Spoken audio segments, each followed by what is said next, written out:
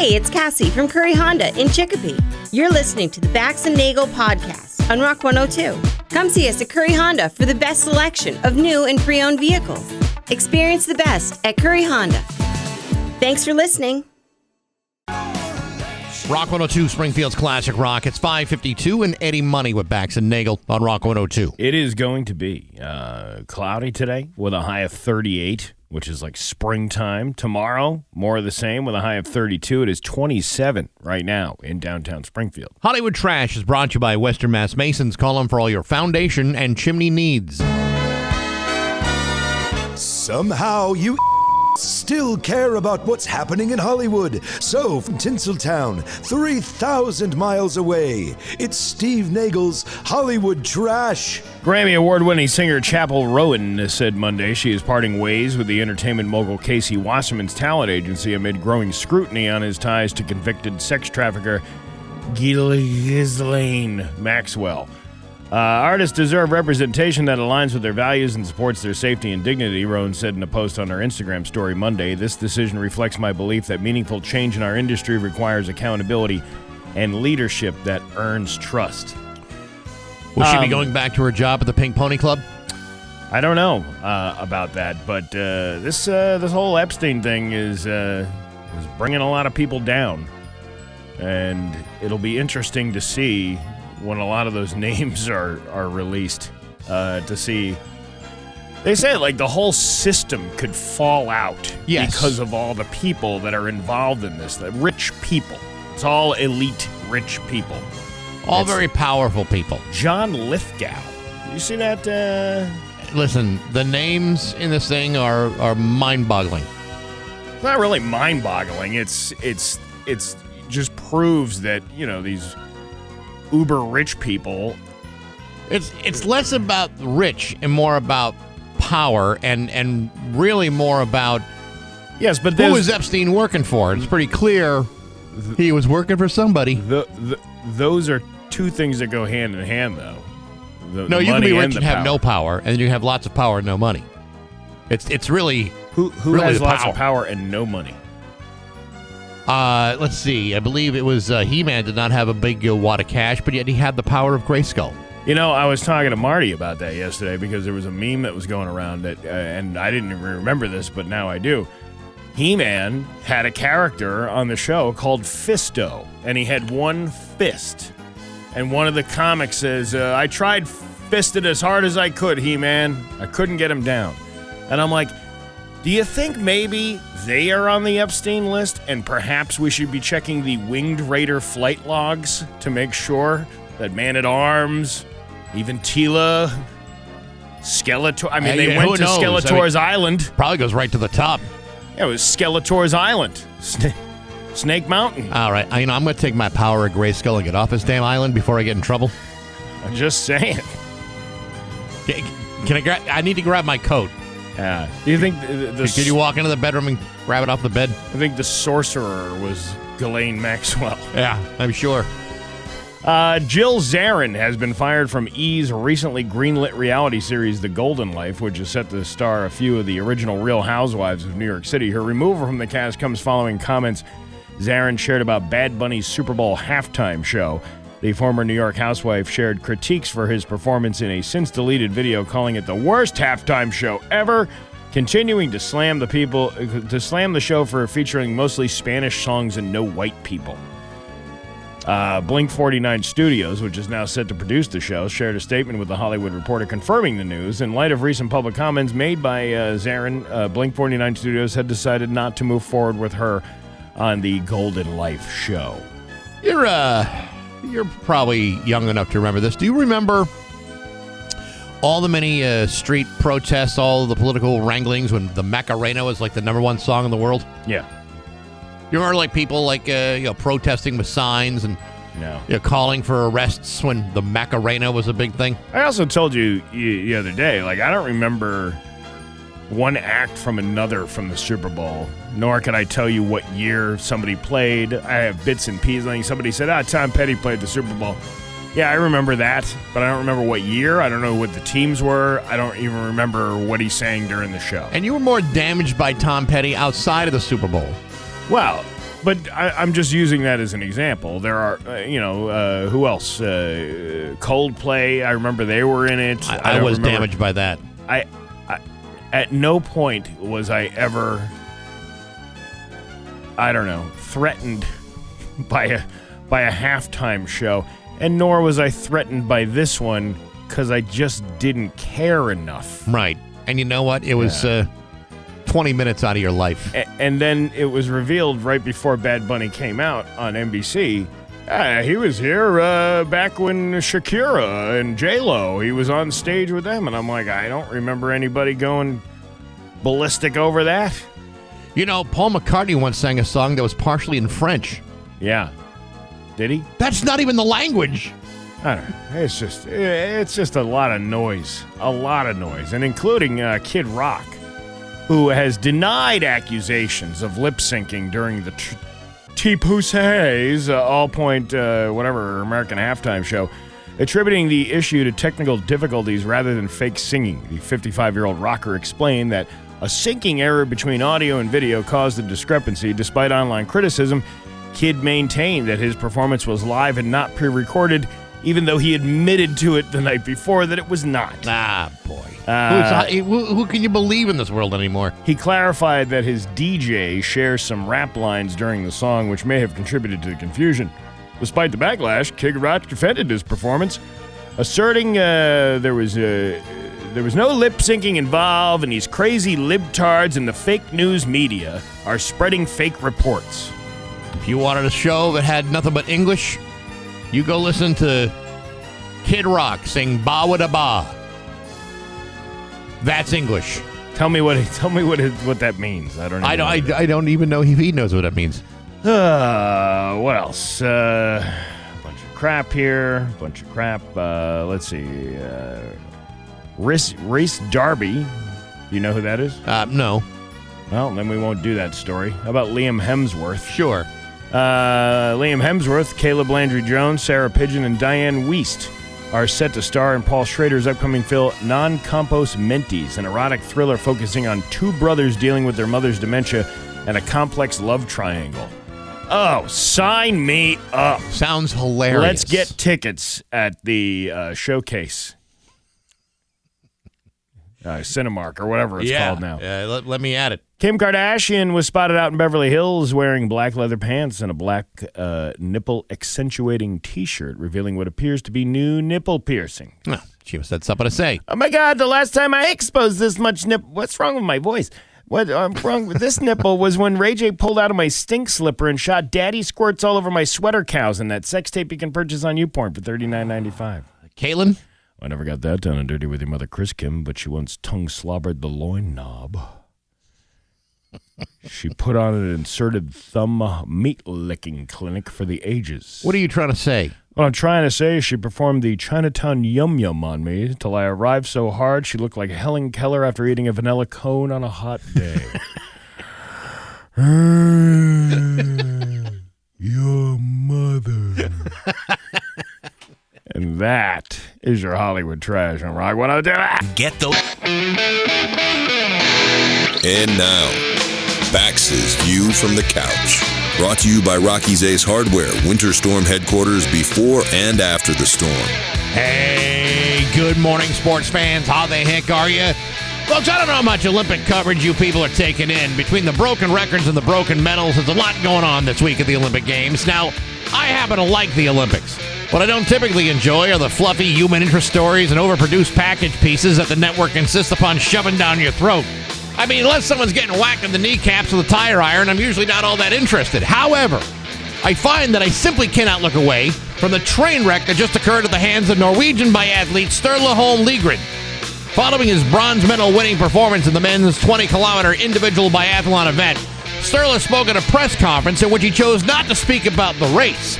He chose to take the opportunity to make the following admission, saying, quote, 6 months ago, I met the love of my life, the world's most beautiful, sweetest person. And 3 months ago, I made the biggest mistake of my life and cheated on her. He then went on to say, I'm sure people now see me in a different light, but I only have eyes for her. Dude, you just won the Olympic bronze medal for an event that you've been training for every single day for the last 4 years, putting countless hours into training, working out, making sacrifices, dedicating every waking minute of your life for this very moment. And you couldn't keep it in your pants for 3 months after meeting the love of your life 6 months ago? No wonder you couldn't win the gold medal. 80% of your body is committed to training for the Olympics. Meanwhile, your brain and your penis are busy skipping leg day. You never miss leg day. Hate to break it to you, pal, but she ain't coming back. And if she does, it'll probably meet the guy that won the gold medal that you didn't win. Because clearly, you didn't deserve to win that one either. In other words, nice job, jackass. Nice job. But hey, enough of my yapping. Sports brought to you by Rocky's Ace Hardware. You know, some guys got a wardrobe and some guys got a whole bunch of Carhartt. And where they get it? They probably got it at Rocky's, because that's a great place to go. Good people, rock solid service, and lots of Carhartt at your neighborhood Rocky's Ace Hardware. I'm Bax. That's my view from the couch. Rock 102, Springfield's Classic Rock. It's 6:13 and Skinnerd with Bax and Nagle on Rock 102. It is going to be cloudy today, but warm. And when I say warm, I mean like 38, which is like springtime out there. Tomorrow, high at 32. It's 27 right now in downtown Springfield. We're going to be talking about turkeys coming up after 7 o'clock. This is a heartbreaking story. Western Mass News had this last night, and I found myself getting choked up, but I was eating at the time, too, so it's hard to tell. Were you choking on a turkey sandwich while you were reading the story? No, did not have turkey in the house, but now that this story is out there, I want a turkey sandwich even less. I don't know. It kind of makes me hungry for a turkey sandwich. It shouldn't. Yeah. Well, there's a whole story. This turkey was taken from Northampton and delivered to my town for some reason. Of all places. It's called Huntington. They're going to hunt it. That's what they do. I mean, if you wanted to, the whole thing is about relocating a turkey that used to hang out outside Cooley Dickinson Hospital. Yeah. If you wanted to relocate a turkey, why not bring him to a different section of town? You know, put him the Smith College campus. Maybe the turkey could enroll there. Or, I don't know, by the dinosaur tracks. Isn't Cooley Dick part of the Bay State Health System? They are, yes. So why don't you get Peter Banco out there flapping his wings and pretending he's the turkey like it has already been returned? He would start off the memo by saying, 7 years ago. Gobble, gobble. Yeah. Right. He'd misquote the turkey. I was here at the first Thanksgiving. So we'll talk to Lisa Goading after 7 o'clock and sort this whole turkey mess out, because now it's a regional media sensation now. And people want to know, hey, what's going on with that turkey? They don't want to know what's going on with that turkey. Also, Marty will be joining us a little bit later on today, we believe. Yeah, I believe there's a $20 dinner and a comedy show that might be happening tomorrow night. It's definitely happening tomorrow night. Yes, well, good. We haven't come up with a theme yet. It's still going to be, it's just a dinner and a show. Chicken teriyaki and rice. It's going to be a fine, fantastic dinner. Where else can you get that for $20 along with great comedy? You can't. You can't get that at all. Yeah. Anyhow, what's up with you? Do you? Nope, not once. No? All right. Well, first of all, I saw you'd filled the dumpster yesterday with all that junk from your office. You know, it's all got to go. Everything must go. And surprisingly enough, I was getting all these messages of people saying, "You're moving? Why are you moving?" And like, well, because we should have gotten out of this building 30 years ago. Have you not heard the show before about the mold and the mice and the sewage problem we had a few years ago? I mean, those are all things that, to me, say, hey, maybe we shouldn't be here anymore. Yeah. So you dumped all that stuff. You made a little video of it. The only thing I was concerned about is how many dumpster divers are we going to be having in the parking lot before. I mean, that's you had some golden stuff on there. Well, I had the Skincyclopedia by Mr. Skin. Yeah. That is an encyclopedia of every film in which there is a nude scene. Yeah.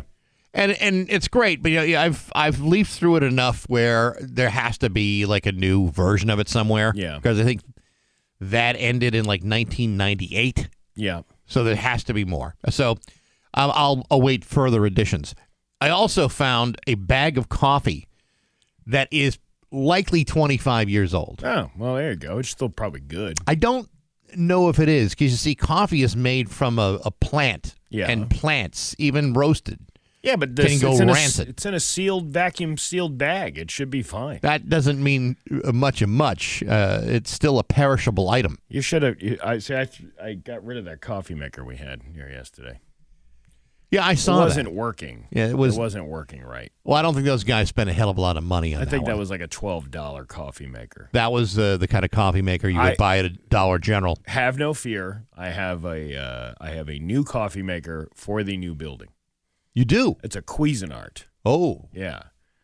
that's a good brand. $40 from Costco. Perfect. Can't beat it. For the studio or for another part of the building? Well, I think we'd probably, we could probably put it in the kitchen, in the new kitchen that we have. And I mean, it kind of got a little, a little messy over here with all the coffee stuff and the grinder and the, whatever. I'm wondering if we get like a separate table for it to keep it kind of clean, something with some drawers, or have to have a coffee bar. Yeah, exactly. We could easily get a coffee bar up there and get our barista, producer. Whatever it's going to take, Steve. You know what I mean? We need a barista. Maybe we should hire somebody from Starbucks to come over here. Why not? Yeah. Why not? But yeah, everything is moving, and people are saying, well, where are you going to go? And how come you're throwing all that stuff away? Well, most of the stuff I threw away yesterday was all stuff that is obsolete. Like, we don't even have, I threw away a bunch of tapes. Yeah. We don't even have a machine in this building that plays those tapes. The card tapes, right? Totally obsolete form of audio. Yeah, but there's probably some collector out there that would want that stuff. Well, he can go rifling through our dumpsters if he wants. I still got more to toss. Better do it before 9 o'clock, because that's when the guy comes to take the dumpster away. He's going to empty that right into the back of the truck, and it'll be sitting in a landfill 500 years to rot away, and those videotapes and the cart tapes. Yep. I've gone through a lot of the stuff that is being removed, and the only thing that I think is worth keeping are the prototype urinal cakes. Yeah. Well, those are pretty cool. And the bobbleheads. Well, there were two. I don't know what happened. There was two box bobbleheads, and one of them walked away. I don't know what happened there.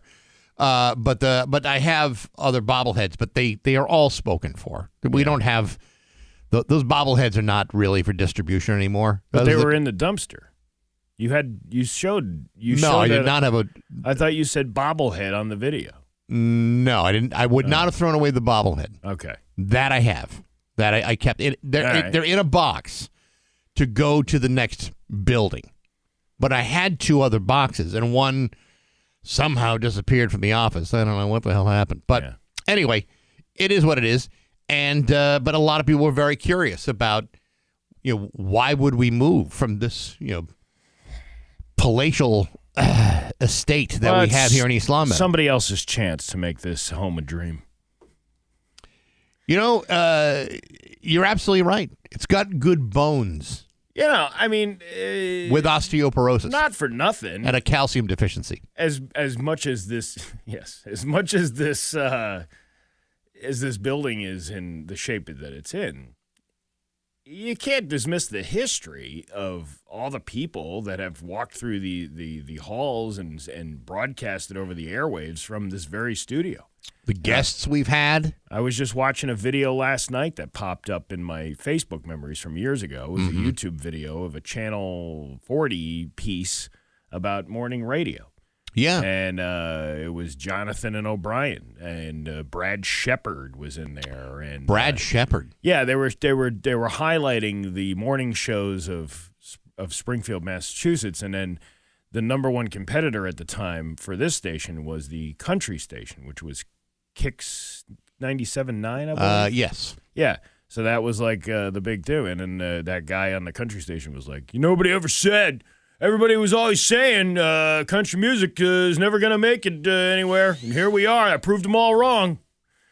And then what happened to that guy? He lost his job within 2 years. Yeah, I don't know. Well, they took over by Clear Channel, and that was that was the end of that. Limited that. But this building has. Did they talk to Dan?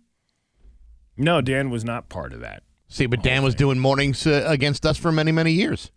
Yeah, but it wasn't. I don't think he was doing mornings at the time Jonathan and O'Brien were on this show. Oh, I beg to defer. Maybe. I don't know. I think he was on the AM station. Maybe that's why. Yeah. And they dismissed him for that, This which I was think was a big mistake. Yeah, this was the FM morning radio with, what's his name? Brad Shepard doing an impression of, what's the guy who used to do Nightline? Sam Donaldson? Not Sam Donaldson. That was Peter Jennings. Oh, right? my God. Why am I breaking? It was Sam Donaldson. Sam Donaldson may have done it, but Yeah. also, why am I blanking on that guy's Peter name? Jennings did what Nightline, right? But it was I think it was Sam Donaldson. Anyway, he was doing a Sam Donaldson impression. Okay.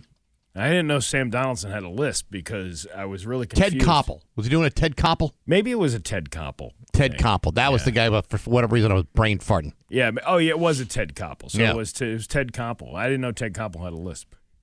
I was, but it did sound like Ted Koppel. I'm sure it did. Yeah. Brad's an insanely talented guy to this very day. It was like Cindy Brady and Ted Koppel together in the same room. Wow. Yeah. See, that's talent. But, there's a lot of history in this particular building, and there's a lot of people that walked in and out of this place, and I know it's a desolate wasteland at this point, but it's you can't dismiss all the great things that happen here. Oh, yeah. No, listen, I get it. And, my only regret is, we're selling it to somebody else, and, there's an offer on the table, and my only regret is that, I bought a brand shiny new sledgehammer to take the first couple of whacks at this building, but they were going to tear it down. I'm not going to do that. No such anymore. luck. No. It's going into somebody else's hands, and I'll have to find another use for that sledgehammer. Well, you got plenty of room in that new big bougie office you got there. No, I wouldn't. You should have brought all that stuff with you. You had plenty of room over there. I got a couple of boxes over there now. What are you going to do with it? How are you going to fill the rest of that room? I told you. Got it all planned out. Hot tub, Yeah. foosball table. We can get the Steam room. That will pretty much. I probably could fit a nice sauna. Sometimes it would be nice to have a nice schwitz. Yeah. After the show, I would love sweat it I'd all love a out. schwitz. Yeah. See, there's things we can do. All right. We got a real party room. Now let's do it. Yeah. It's 6:25 with Bax and Nagle on Rock 102. It's 6:27 with Bax and Nagle on Rock 102. Sully has the forecast for you today. Sully. Oh yeah, today. he's rocking and rolling, ready to go. Very, very good. Hey, later on this morning, we'll have a pair of tickets to give away for the Marshall Mania kickoff party, which is happening on March 7th at the Log Cabin. You want tickets, you can find them at the Holyoke St. Patrick's Day Committee website, or you can win a pair a little bit later on this morning. Unforgettable Fire will be playing at that kickoff. Yeah. Should be a great event. So we'll give you all the details and a chance to win later on today. Are you ready to laugh? What the heck? Let's do it. It's Bax and Nagle's Joke of the Day I'm funny how? I mean funny like I'm a clown, I amuse you, on Rock 102, I make you laugh. Springfield's classic rock. After 35 years of marriage, a husband and wife went to see a therapist. When asked what the problem was, the wife went into a tirade listing every problem they've ever had in the years they've been married. On and on. Neglect, lack of intimacy, emptiness, loneliness, feeling unloved, The whole thing. feeling unlovable, Right. and an entire laundry list of unmet needs that she has endured. And finally, after allowing this for a sufficient length of time, the therapist got up, walked around the desk, and after asking the wife to stand, he embraced and kissed her long and passionately as her husband watched. Really? With a raised eyebrow. The woman shut up and sat down quietly as though she was in a daze, thinking of a better time in her life. Right. Not with all the unlovable and unloved and emptiness and loneliness and lack of intimacy and neglect. The therapist turned to the husband and said, "This is what your wife needs at least 3 times a week. Can you do that?" And he goes, "Well, I can drop her off here on Mondays and Wednesdays, but on Friday I go fishing."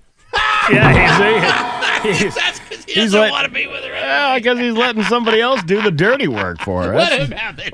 Guy's got a good plan. He does. Bax and Nagle in the morning on Rock 102. Here's your West. 6:32 with Bax and Nagle and Rock 102. It's time for news brought to you by Gary Rome Hyundai. Technicians get up to a $5,000 sign-in bonus right now. Learn more at GaryRomeHyundai.com/family. His local radio icon, Steve Nagle. Thanks, Bax. You know, one of the top stories on 22 News this morning is vehicles damaged. Elevated joint on I-91 North Bridge damages dozens of cars. This happened on Saturday. Mass Live had an article about it an hour after it happened. And here's 22 with a breaking news story this morning. Is there of something that happened on Saturday? An update in that story that was not covered the other day? I'm looking and I don't see anything. Yeah, the only thing that it says, it remains unclear if the drivers whose vehicles were impacted will receive compensation for the damages. No, they won't. Okay. Well, then I guess that's just the way it's going to be. Good luck getting the state to pay for anything that was damaged on. I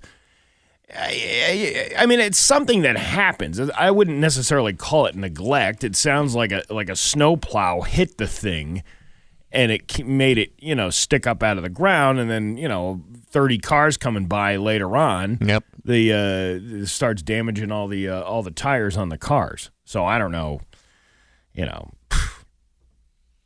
Who knows? Well, Steve, I mean, maybe they missed the story, realized they missed the story, tried to squeeze it in so no one would notice. Yeah, we were covering this all weekend long. Yeah. What are you talking about? It's just popping up again. That's how the algorithm works. Yeah, I mean, I'm sure you've done it before where you forget something and then the next day you sneak it in, walk away like nothing ever happened, like you were not late with anything. Yeah. Sure you've done that before, right? Oh, yeah, absolutely. Yeah. And it's fine. Everything's fine. I remember that commercial on SNL years ago where they had it was like a company like FedEx that would backdate your package. Right. Yes. Right. Exactly. And then put tire marks on it, make it look like it went through hell. Yeah. No. This isn't late. It just got mixed up in shipping. Yeah, it's and it was the guy delivering the package going, and then by the time the whale took it and put it in his mouth and spit it out, we now have the package. This just in, 22 News reporting that the Hindenburg has exploded. Oh my God, is everybody okay? The humanity, really? What about the American Revolution? Was that ever according to 22? It's still going on, but the United States appears to be ahead in this fight. What about the War of 1812 that lasted a little bit longer than? According to 22 News, you could see the bombs bursting in air. Oh, how about that? Yeah. Oh, look at that.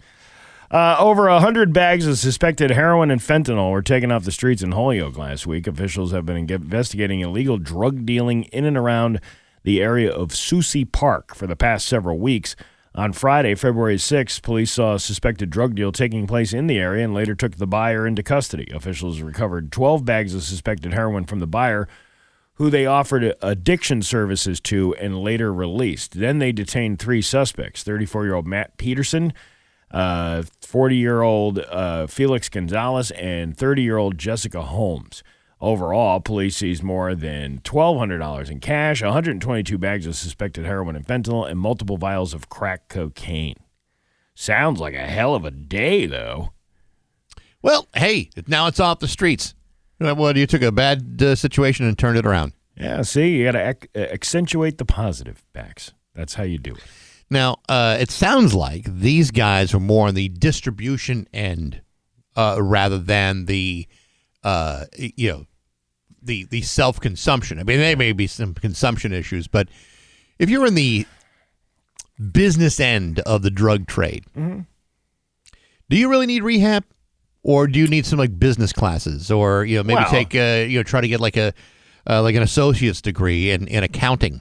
Because they know that if they arrest this guy for buying crack or buying heroin or whatever, nothing's really going to happen to him. But you got to go where the beef is. You got to go. You got to go straight to the cow and get that where that beef is being distributed from. Now, what's with the beef?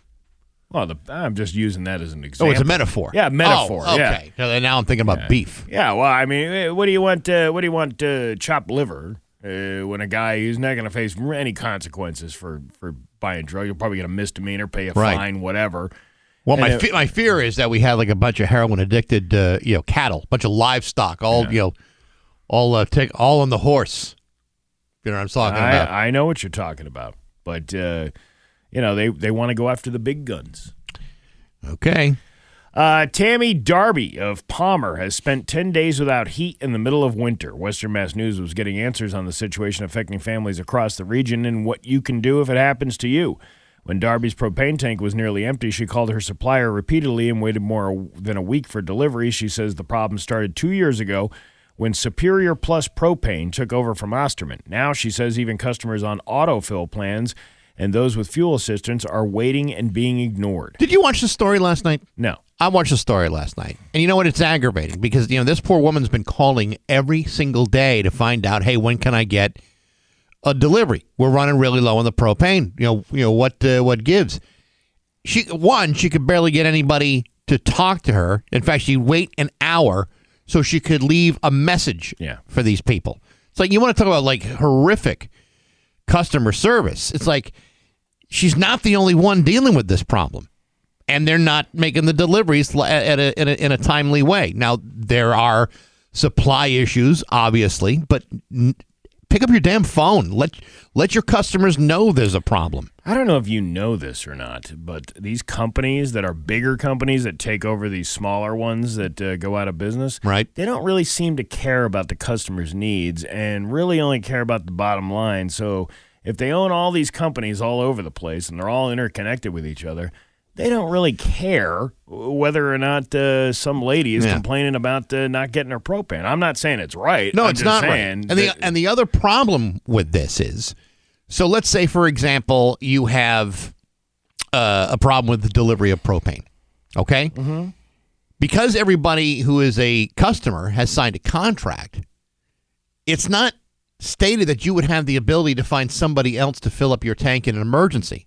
The state is trying to figure that out, whether they can do that. But as of right now, this poor woman can't just go to another propane company and say, hey, I'm having a hard time getting refilled. And it's not as easy as going to get like a canister from your local garden center and hooking it up, because there are two different regulators on the propane tanks. One's a regulator for a grill and one's a regulator for a propane tank for a house.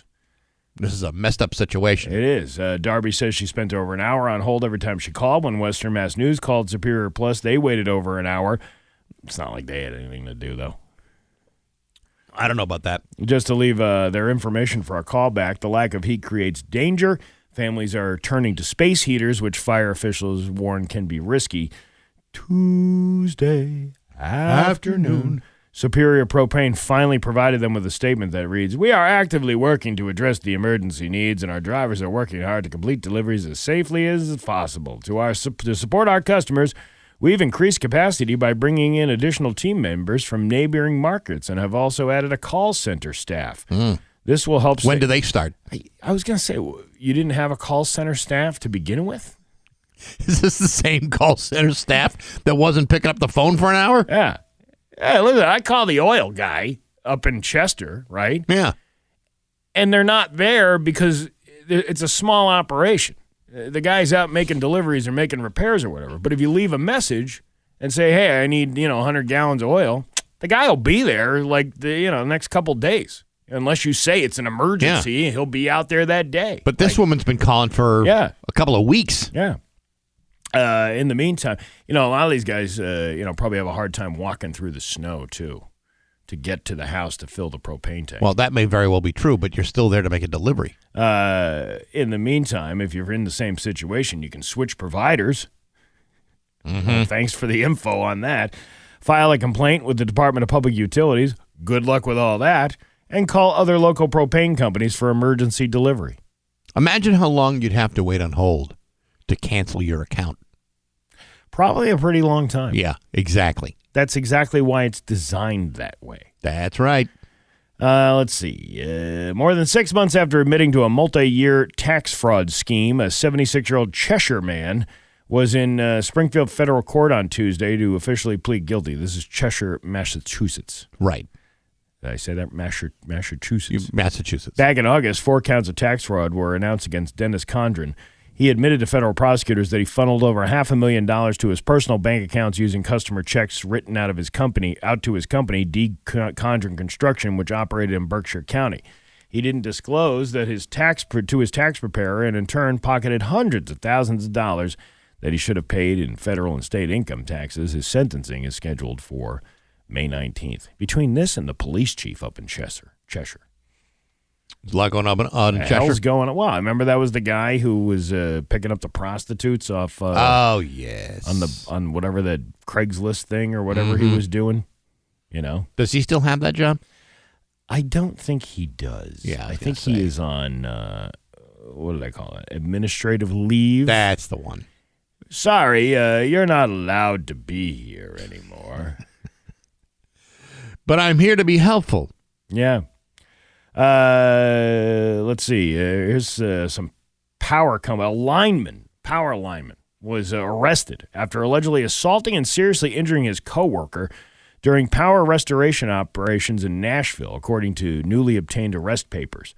The assault allegedly happened on January 30th in the aftermath of a fatal winter storm, but it was reported to police on February 6th. The victim, who was also a lineman, told police that he was working with 36-year-old Harley D-Line outside of a home. Harley D-Line is a lineman? Ain't that a ironic twist? They were outside of a home when they got into an argument. No. I say it's 50,000 watts. No. I say it's only 20,000 watts. Anyway, the victim told police D-Line was trying to turn a transformer on before it was safe to do so. The victim stated he told the defendant several times not to activate the transformer when he went to the front of the residence to try and make eye contact with the homeowner. Homeowner says what? What? Oh, you got me. Gotcha. But D-Line didn't listen. As the victim returned back to the house, he spotted D-Line closing the transformer, which could have been very dangerous, so she yelled for him to stop. An argument ensued, and when the victim approached D-Line allegedly went after him in what police believe was a premeditated attack. D-Line allegedly manipulated the victim's shoulder and kicked the victim's feet out from under him. Ooh. The victim said he was hurt and yelled at the coworker to stop, but D-Line allegedly said no.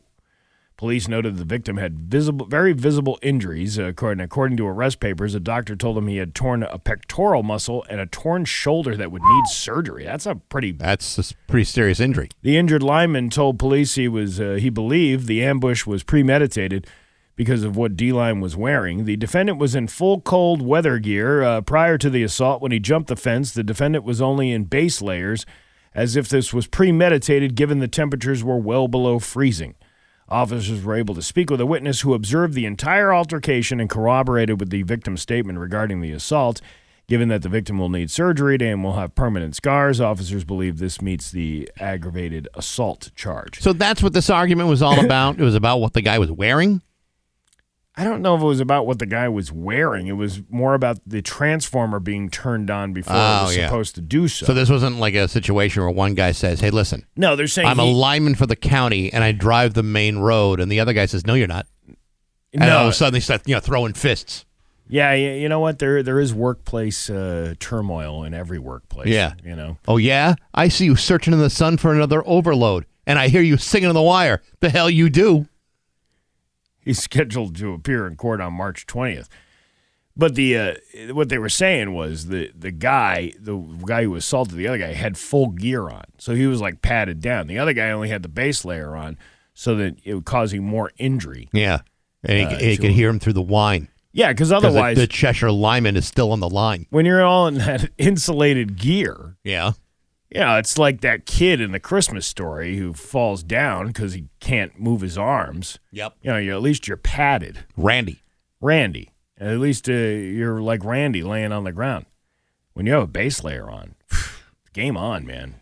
You don't need to tell me. Yeah, it's like two sumo wrestlers. They're putting people in sumo suits. That's what they're going to have to do with these linemen. Yeah, but if you're up on the ladders, yeah, you're up on the bucket loaders. You can't always fit in one of those big inflatable sumo suits. Yeah, I know a lineman. Do you really? I bet you he could pull the insulated gloves off and get into some fisticuffs with another subordinate. I'm sure you do. You get all that power from Eversource. Does he ever call you and say, "Hey, I need you more than want you, and I want you for all time"? Because the Cheshire lineman is still on the line? What are you, writing his lines? No. What is this, like an 80s sitcom where you're standing there while the guy's talking to the girl and he's feeding him Romeo and Juliet lines from the bushes? I don't know, Steve. You know, that was like a recurring plot on many 80s television sitcoms, wasn't it? Yes, it was. They made it easier to follow along. Why was that such a cookie cutter like type style plot line for a TV show where the kid it was Arnold? I know it was Arnold. Was it Arnold that did it and Dudley was giving him lines? Or was it the other way around? Was Arnold giving Dudley lines? I can't remember, but it was about a girl, right? And they were going after the girl, and one of them was giving them lines. Yeah. Tell her she's pretty. Steve, that really goes back to you got to go back to like Cyrano de Bergerac. Yeah, the Man of La Mancha. You know, one of those. That's where it really originates. That old storyline, and you know, really, when you think of Gary Coleman and Todd Bridges, you think back to those classic Spanish yarns. What were some other like plot lines that were very similar in 80s sitcoms? There was always like the special episode where there's somebody, you know, something happened. Right. Like bulimia, kidnappings, bullying, inappropriate adults, things like that. Mm-hmm. But there was always a recurring plot line in many of these TV shows. You were on the Three's Company kick for a while. Yeah. Every episode it revolved around some overheard misunderstanding. Mm-hmm. And then there was a resolution within 22 minutes, like in real life.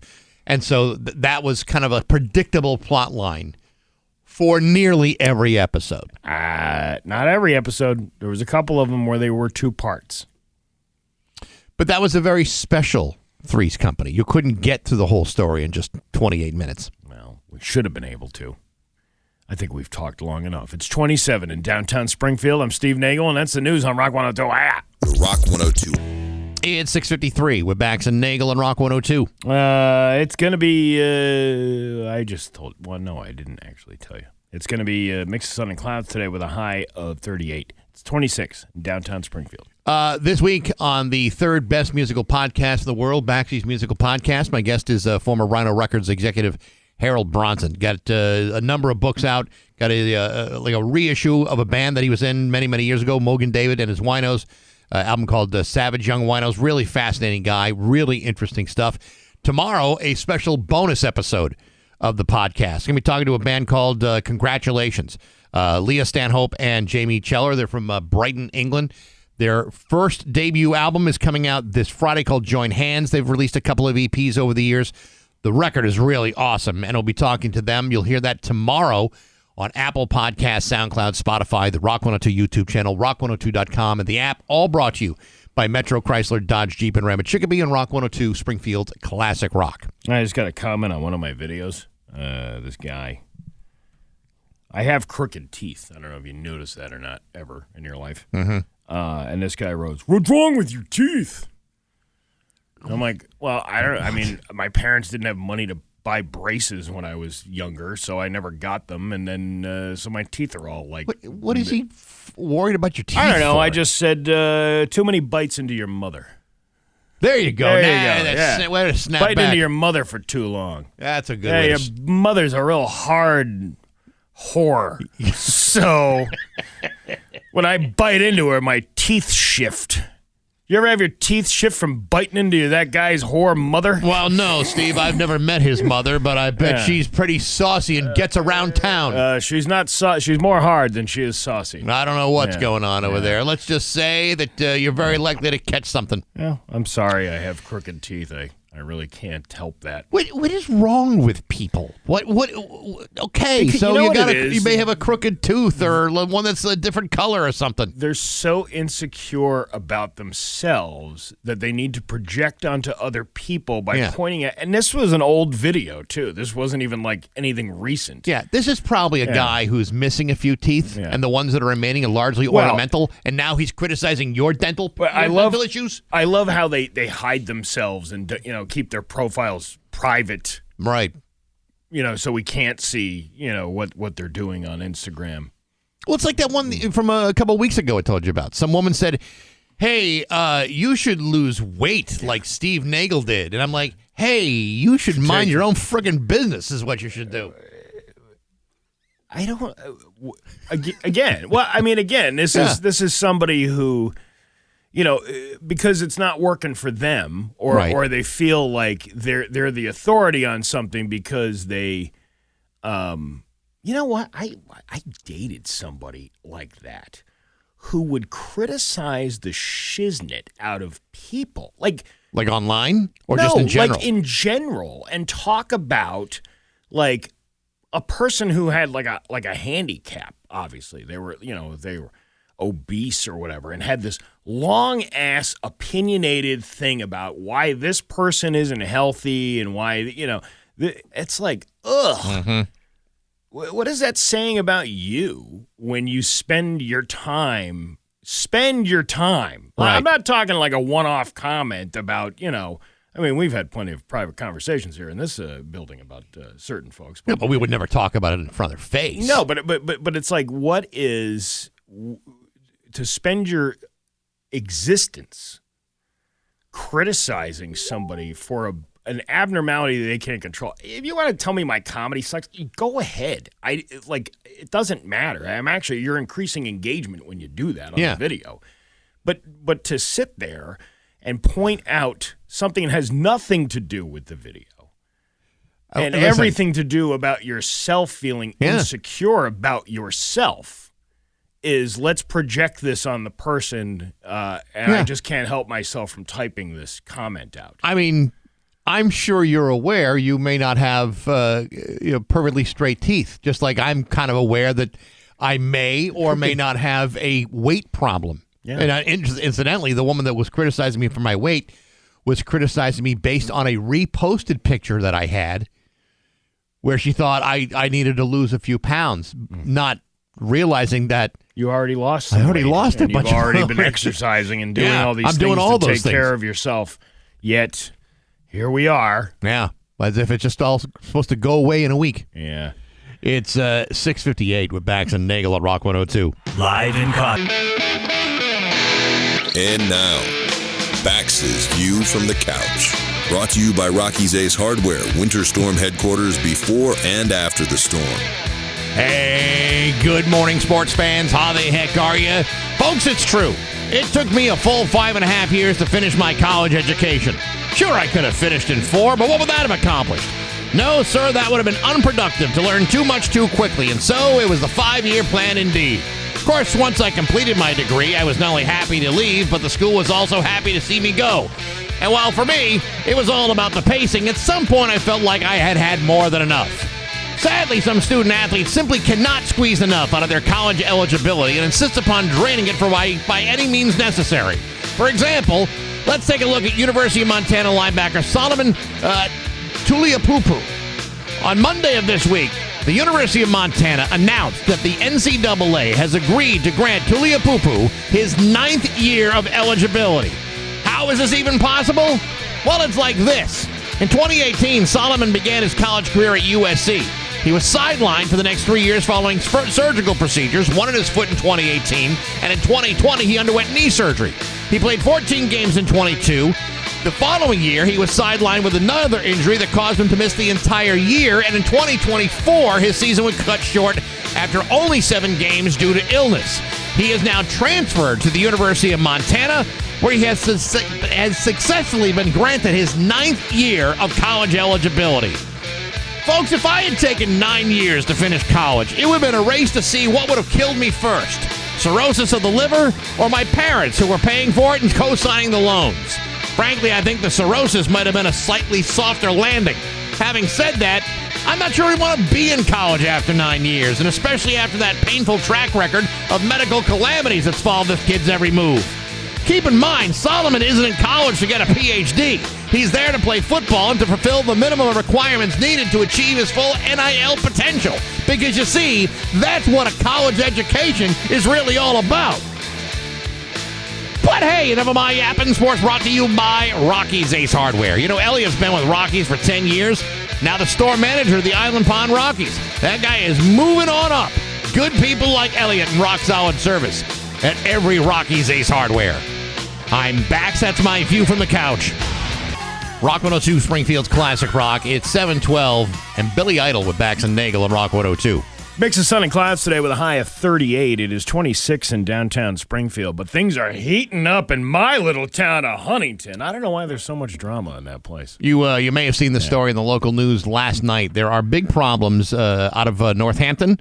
For those of you who have been around Cooley Dickinson Hospital and have seen the sandwich, the turkey, has been out there for I don't know how long, and now the turkey's gone, you might wonder, well, what the hell happened? Where'd the turkey go? On the phone list to talk about it is Lisa Goetting. She is from Northampton, and she's on the phone list right now. Good morning, Lisa. How are you? Hi, I'm doing well, thank you. You know, this I saw the story last night on the news, and I'm thinking, well, why would somebody just steal a turkey? You know, out of especially one that is beloved like sandwich the turkey. Give us a little bit of history of what the turkey represents here. Okay, sure. So, I mean, this for a couple of years now, Sandwich has greeted people at Cooley Dickinson Hospital, patients that were facing diagnoses, staff with long shifts, and even the students at Smith Vocational School. And she became actually more than just a turkey. She was sort of the symbol of community care and resilience. I actually live in Huntington, and last week one of our neighbors here loaded Sandwich into a vehicle and drove her 18 miles away, refusing to return her despite desperate pleas. And now you asked, why would somebody do that? I really believe there are some questions that have no answers, because I can't even imagine why someone would do that. So, from what I gather, somebody did spot the turkey now in our town in Huntington, right? Somebody said that yesterday. So, is the environmental police or anything doing anything to return the turkey to its natural habitat at the hospital? So, as far as returning Sandwich, I'm not sure that the environmental police are planning to do that. We do have Kathy from the Urban Wildlife Rehabilitation and Tufts Animal Hospital are on call. If somebody can retrieve Sandwich, she'll need to be treated at the hospital, because now she's got a damaged wing and potentially leg, just from the it was a brutal weekend with the cold and the ice, and it looks like now she's injured. Now, it should be pointed out that the relocation of wildlife, any wildlife, is illegal. 18 miles is that's a pretty big haul. Plus, I don't know much about turkeys and their ability to read directions or maps or GPS, but I'm pretty sure that it wouldn't normally find a turkey finding its way back after 18 miles, even if they have a shift the following day at Cooley Dickinson. So there are legal ramifications here for someone that would take any animal and relocate it, not just this turkey. So, I mean, a crime has been committed here. That is true, and the laws and regulations have been put in place to protect wildlife from this type of behavior. The trouble is actually, are people going to enforce it? And when you do enforce these laws, I think I was told that the fine for something like this is $50. So we all care about wildlife and want to make a difference, but if we don't enforce the laws, and if the laws really are not don't discourage people from doing this, that's sort of where the issue is. Yeah, I was going to say $50. I mean, if that's the only punishment for it, then most people would probably say, well, I don't really care if it's only a $50 fine. I mean, that would be kind of the mentality. I would. Well, imagine. maybe it's time to amend the law a little bit and really throw the book at this person. But Maybe. the injuries that we're talking about, were these injuries that existed before Sandwich was taken, or were these injuries that were sustained by the move? It may have been, so the injuries were not there beforehand. It could have happened from being loaded up into a car. It may have happened when she attempted initially to escape from the perpetrator. Pretty much right away, she escaped from the perpetrator and has just sort of been wandering around. And, I mean, Steve, you know that the terrain here in Huntington can be brutal. There's going to be increased number of predators. That she'll be exposed to diseases she may not have had in Northampton. There's territorial issues with, other turkeys and so forth. Well, that's why they put those laws in place, and you're not supposed to relocate animals because of that very thing. You're moving it to an environment that it might not be acclimated to, and that could really mess up the turkey. Your habits, the turkey habits every day. And let's not discount the fact you got an injured turkey that could be exposed to diseases, a turkey that was working at a hospital, for crying out loud. This turkey needs to be returned back to the hospital where he can get good quality turkey care. Well, she is definitely missed already by patients and hospital employees, as well as just local residents. Now, obviously, you are not the only person in town that is concerned about this situation. What has been the reaction around Huntington about this whole thing? Well, I know that the neighbors and the community members, for the most part, are pretty shocked that this is happening, and this is not the type of notoriety that we want our town to have. There are some individuals that are some Good Samaritans that are trying to rescue Sandwich to have her treated at Tufts Hospital, and I know that they've been out there. There's been multiple sightings. It's not as easy to catch a turkey as one would think, but there is a woman who owns a shelter, an animal shelter here in Huntington, and she and others have been trying to rescue Sandwich so that she can get the help and care that she needs. Right. Now, what's the difference between this wild turkey and the wild turkeys that hang out at the B&D Variety Store on Saturday and Sunday mornings as they're having a town meeting?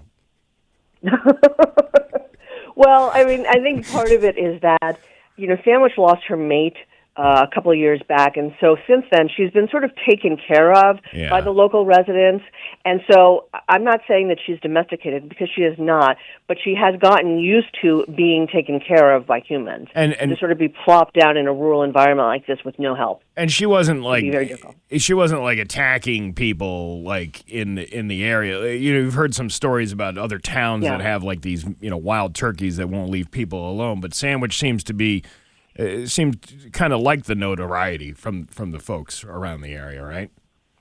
Yeah, I mean, I've heard some mumblings that there is a turkey somewhere around Cooley that has at times been a little bit aggressive. It's unclear whether that's actually Sandwich or another turkey, so I can't really comment on her demeanor. But what I've seen, because I saw her here in Huntington, she's just kind of walking around. She's actually going up to cars, cars that are parked on Harlow Clark, and she doesn't seem at all aggressive. But it also could be just her confusion and being terrified of where she's at. Now, we talked off the air about, and I don't want to get involved into the details because that's going to be something for law enforcement to deal with, but it is known who took this turkey.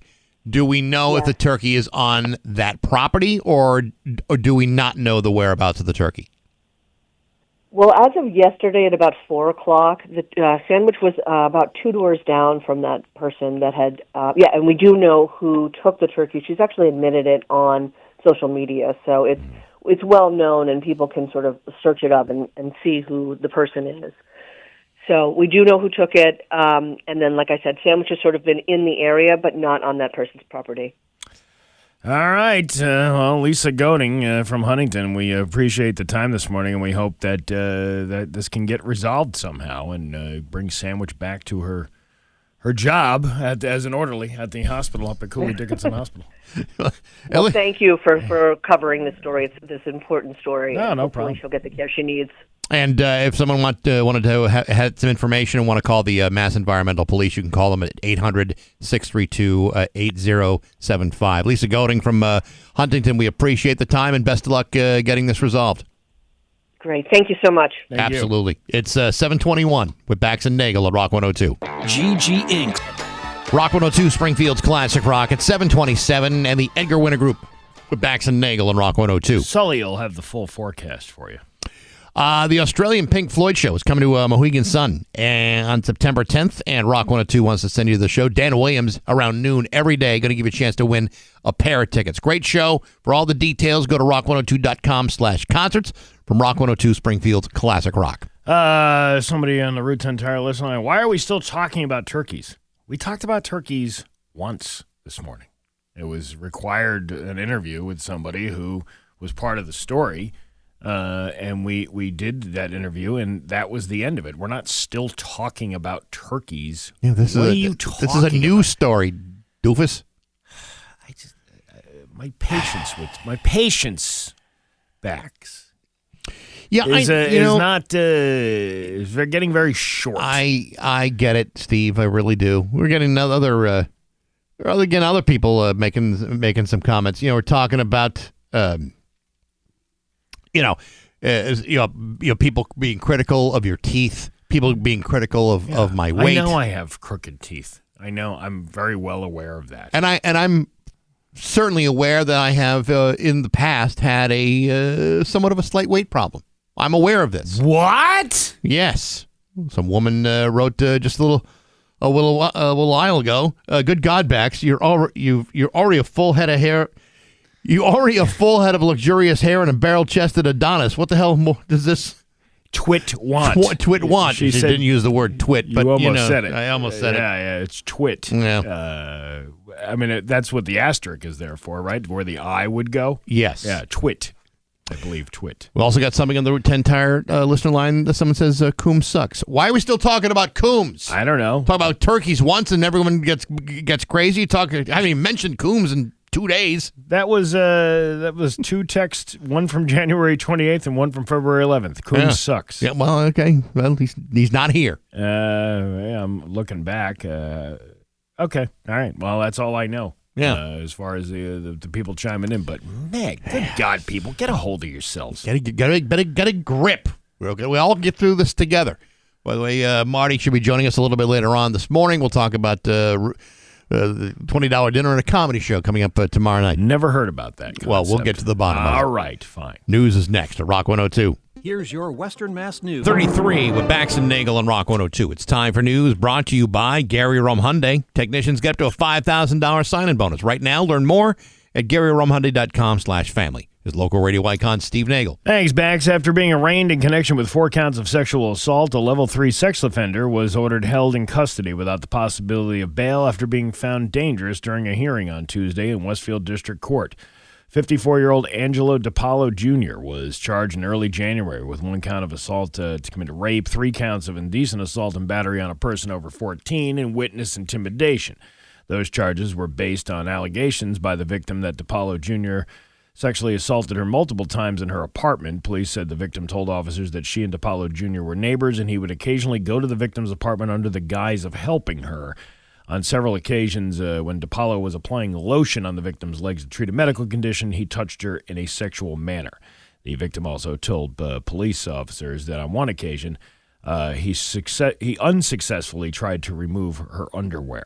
So now he's back in the system again. Well, how about that? Who would have thought that a guy who was a level 3 sex offender would have the recurring problem to commit a crime again? Well, isn't that part of what level 3 is all about? The likelihood that you will reoffend? Yeah, that's the way it's going.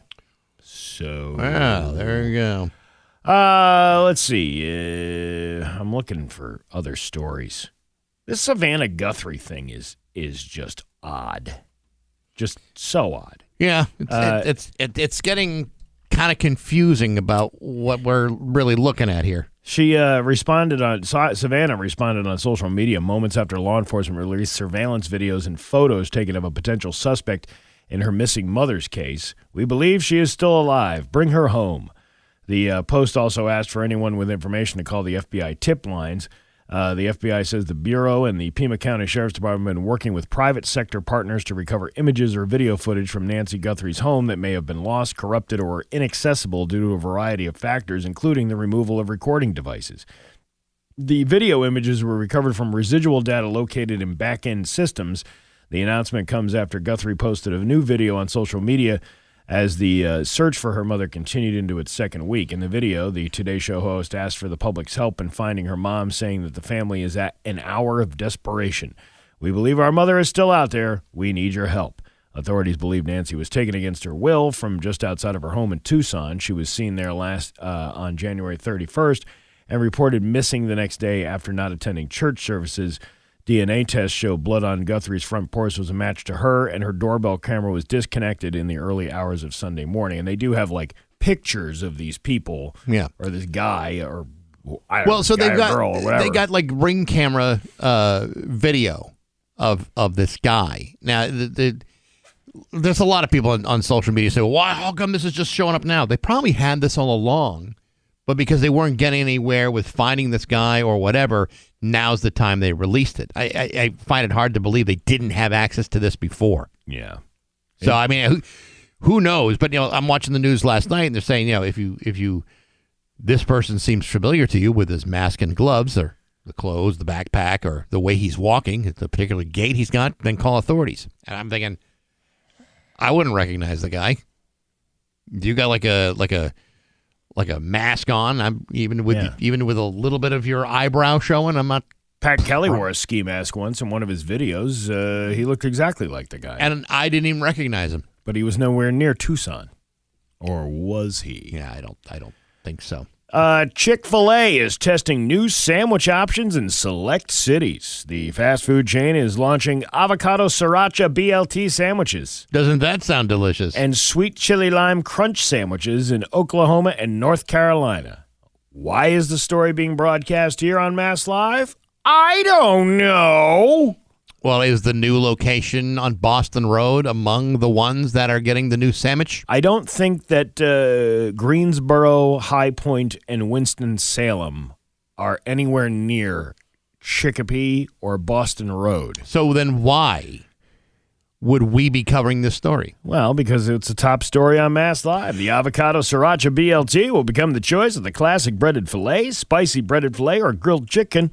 It will be topped with avocado mash, bacon, and cayenne ranch. But if you cannot get this sandwich in an area that uses Mass Live as a primary news gathering source, then why would you be covering a story that has no import for anybody in the area? Maybe the reporter, who is the reporter? Liesl Nygaard. Okay. Maybe Liesl is hoping. You know, when you throw it out in the universe and then somebody suggests it to somebody, they're like, hey, you know what? These Chick-fil-A's around here should have the BLT sriracha sandwich, the avocado sriracha BLT.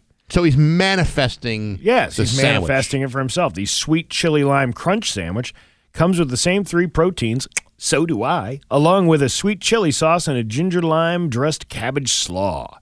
These sandwiches will be available through March 7th, but nowhere around here.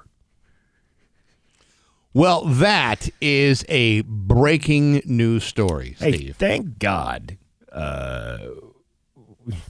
we have You remember this news story. Remember back in the old days when Mass Live was focused on news in Western Mass? And then eventually they decided, let's include Worcester.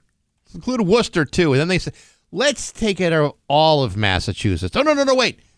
No, wait. Let's take care of news stories that have no interest to anybody here in the Bay State. They're really expanding their reach, aren't they? They're trying to get everybody.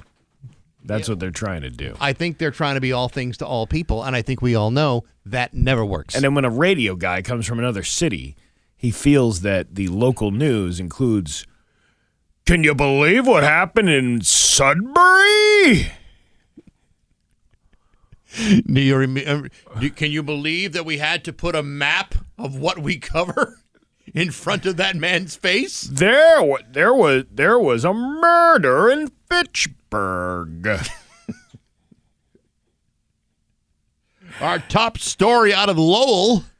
I had a buddy who witnessed several births at a birthing center over the weekend at Mass General. Jesus. Yeah. This is me being local. Local stories in Middlesex County. And here we go to Fall River.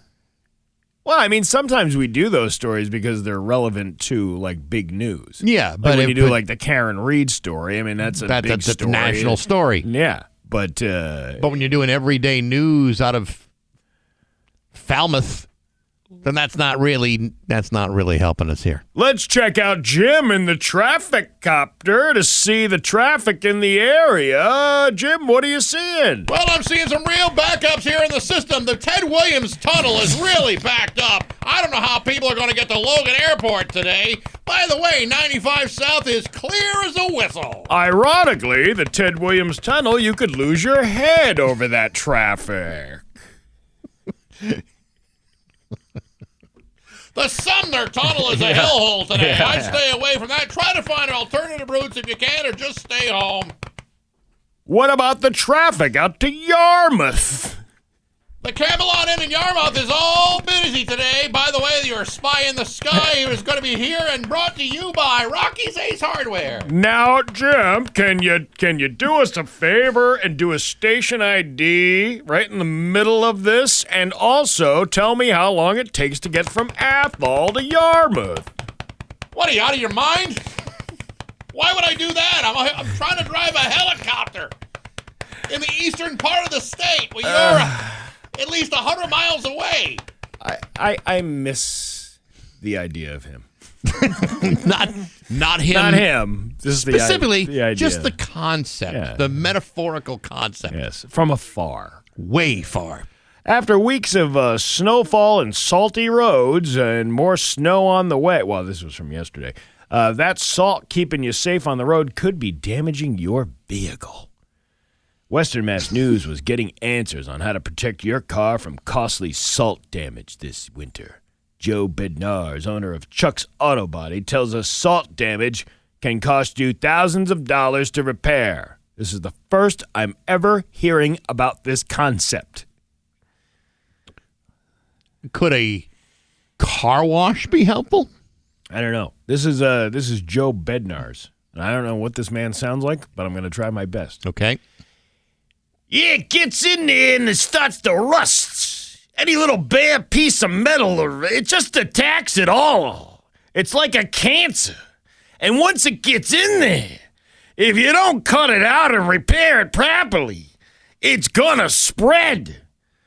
The only thing you can do is hit the car wash once in a while with the undercarriage spray. That means two things. It's all the salt of the underside of the car. Who is that?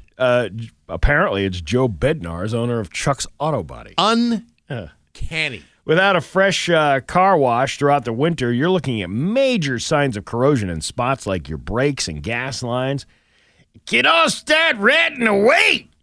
Or your undercarriage. Did you ever have an undercarriage wash, Bex? Yeah, and sometimes I get one from my car. Did you ever go to Gill's Grundle Wash and Undercarriage on Main Street? Scrub-a-dub-dub, my taint's washed by some bub. On cars that still have frames, like the trucks and stuff, the frames will be rotting away. The outer body panels, you'll see there's a little hole that's started, and you just figure it's a little hole, but the insides are already gone. You know, I could use myself a car wash right about now. Yeah. Maybe I'll take care of that, and all of a sudden this guy will be redeemed. You think Joe Bednarz right now is going around, do I really sound like that? Or there are people around Joe Bednarz like, my God, was Joe on the radio today? It sounded just like him. Hey, he's getting calls. You were on the radio today. I heard you being interviewed. By those two knuckleheads on 102. I wasn't even on 102 today. What? I was on the radio. I don't remember that. I don't even listen to the radio. Also, according to Bednarz, you're better off taking care of these problems early on. The quicker you get to it, the better. You see a small spot, and you go to your body shop, and you take a look at it. Okay. Which is basically an ad for Chuck's Auto Body. I'm sure Chuck was happy about it. I'm sure he was. Where is this is the lady that I wanted to talk about. A woman turned herself in on charges connected to the theft of $20,000 worth of scratch tickets and cigarettes, according to Wolcott, Connecticut police. Police identified the woman as 42-year-old Jennifer Roberts of Bristol. They said that in 2025, they were notified of thefts happening at North End Liquors. It had been discovered that scratched lottery tickets as well as cigarettes were missing, Wolcott police said in their report. Our detective division began an investigation into these thefts. They said the investigation revealed that throughout 2025, more than $20,000 in scratch tickets and $700 worth of cigarettes were stolen. Through surveillance video, the accused was identified as employee Jennifer Roberts. Upon being confronted concerning the thefts, Jennifer confessed that she did steal the scratch tickets and the cigarettes.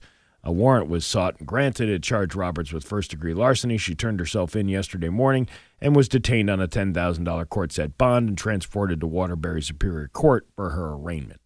That's all. Am I crazy, or is that a lot of scratch tickets? That's a lot of scratch tickets. I'm always amused by the scratch ticket theft. It's all computerized. So even if you do win, you stole it from somewhere. They know exactly who cashed it in and who took it. They can narrow it down even if there was no cameras. It seems like the perfect crime, but it really is the crime of dopes. Well, I mean, I'm going to hit it big. Yeah, I bet she got $20,000 worth of scratch tickets. Did she win anything? Probably not. Well, I mean, you're absolutely... It didn't sound like she won a jackpot. No, but, I mean, even if she had won as little as $10, they know that ticket's been stolen. So good luck trying to redeem it anywhere. Yeah. I don't know. Some people are nitwits, I guess. Mm-hmm. Mix of sun and clouds today with a high of 38. It is 26 right now in downtown Springfield. I'm Steve Nagle, and that's the news on Rock 102. Yeah. It's 7:50 with Bax and Nagle on Rock 102. It is, what did I say, 26 in downtown Springfield. $20 dinner and a comedy show tomorrow night? Yeah. I don't know. I haven't heard from Marty. I don't know if he's coming in or not or what. Maybe he's taking the day off. Oh, he's worked hard. Or maybe he's at Longmeadow. Yeah, maybe he went to the wrong studio. That studio's not ready yet. The offices are, by and large, all set to go. If you win a prize, you'd have to go there. Yeah. But if you were not winning a prize and looking to get yourself into the studios, they're not quite ready to roll yet. No? No. Well, they will be by the time the end of the month comes. That's what the plan is. That's the plan is. Yeah. That's the plan. But you know what? This building seems a lot lighter without those blowhards upstairs now. Yeah. Yeah, but it's cool. The building is cooled down because there's so much less hot air on the top floor. But weren't they holding up the beams upstairs? Yes, before this place collapsed. I believe that's how they're describing it. You're not going to believe this. What? The Louisiana National Guard confirmed Monday that one of its soldiers left a service rifle in a Bourbon Street bathroom while on patrol in the New Orleans French Quarter. Well, this sounds oddly familiar, doesn't it? Yeah. About 350 National Guard soldiers are currently on patrol in the quarter as an extra layer of protection supporting local law enforcement. On Sunday night, one guardsman went into the Lafitte Hotel on Bourbon Street to use the bathroom. A picture posted on social media shows what he left behind. His service rifle leaning against the sink. Wow! It's Major Bumbles.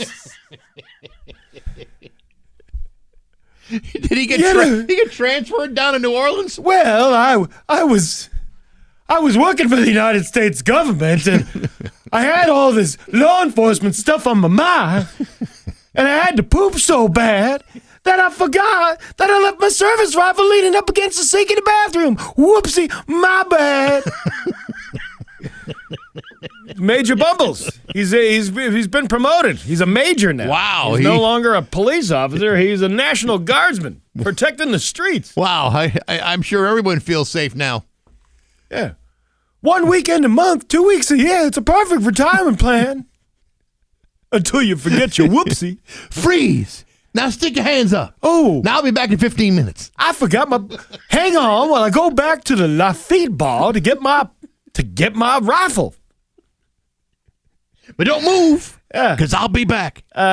Somebody said, I kind of feel bad for him because that's one of the main rules of being in the Army. I would think that you're always supposed to have your weapon in your hands and not in somebody else's.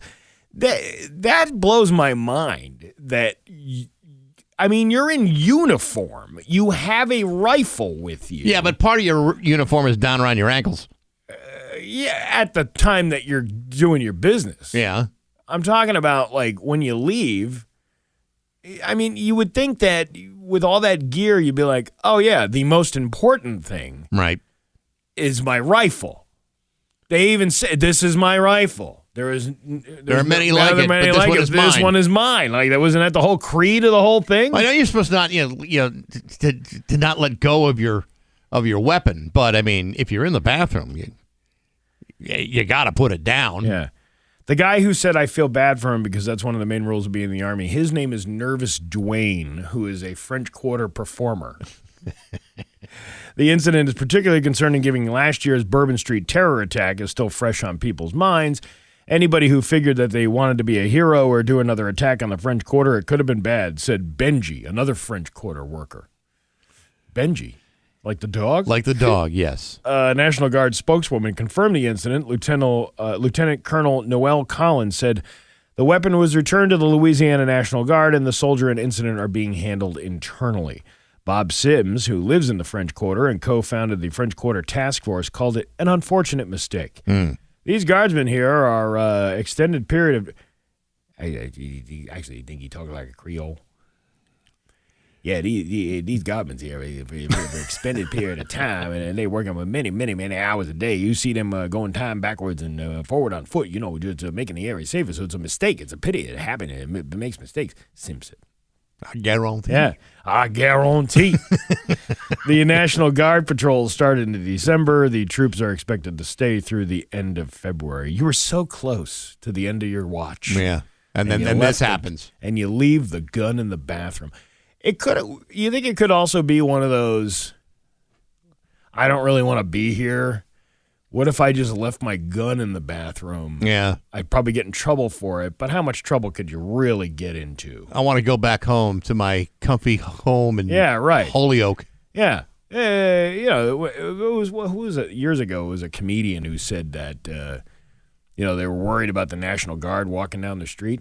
Yeah. They're like, Karen, relax. That's Kevin. He bartends on weeknights over at the Ruby Tuesdays. There's nothing to be afraid of. Yeah, I know. It's just Kevin. But Kevin's also, what do I call him? Major Bumbles? Major Bumbles. Major Bumbles. Wow. I got so caught up getting the beads thrown at me and showing off my chest and my nips that I decided I forgot all about the fact that I left my service rifle right in the bathroom after I took a grumpy. I should have eased up on that etouffee and gumbo. Oh, yeah. That gumbo went right through me. Well, it looks like I won't be coming back here anytime soon. Whoopsie. My bad. It's 7:56 on Rock 102. And now, Bax's View from the Couch. Brought to you by Rocky's Ace Hardware, Winter Storm headquarters before and after the storm. Hey, good morning, sports fans. How the heck are you? Folks, I don't know how much you watch the Olympic coverage, but between the broken records and the broken medals, there's a lot going on this week at the Olympic Games. Now, I happen to like the Olympics. What I don't typically enjoy are all the fluffy human interest stories and overproduced package pieces that the network insists upon shoving down your throat. Unless someone's getting whacked in the kneecaps with a tire iron, I'm not usually that interested. However, I find that I simply cannot look away from the train wreck that just occurred at the hands of the Norwegian biathlete Sturla Holm Ligren. Following his bronze medal winning performance in the men's 20-kilometer individual biathlon event, Sterler spoke at a press conference in which he chose not to speak of the race. He chose to take the opportunity to make the following admission, saying, quote, 6 months ago, I met the love of my life, the world's most beautiful, sweetest person. And 3 months ago, I made the biggest mistake of my life and cheated on her. He then went on to say, I'm sure many people will now see me in a different light, but I only have eyes for her. Dude, you just won an Olympic bronze medal for an event that you have been training for every single day for the last 4 years, putting countless hours into training, working out, making sacrifices, dedicating every waking minute of your life to this very moment. And you couldn't keep it in your pants for 3 months after meeting the love of your life 6 months ago? No wonder you couldn't win the gold medal.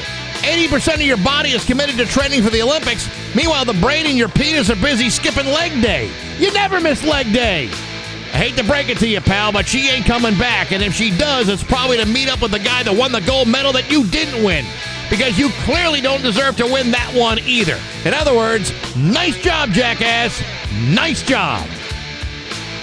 But hey, enough of my yapping. Sports brought to you by Rocky's Ace Hardware. You know, some guys got a wardrobe and some guys got a big fat stack of Carhartt that they wear every single day at work. How much Carhartt should a guy own? Tons. That's why you gotta go to Rocky's. You can get Carhartt right there at your neighborhood Rocky's Ace Hardware.